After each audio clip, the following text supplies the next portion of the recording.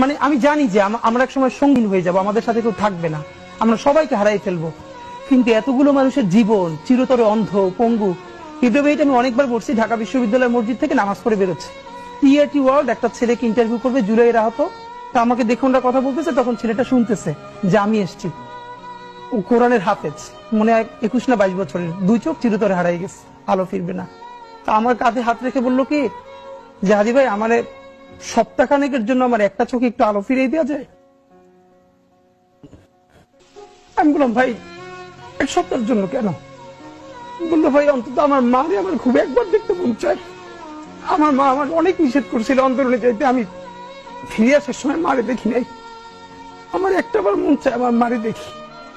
তো যারা হাজার হাজার কোটি টাকা পাচার করে বিদেশ চলে গেছে,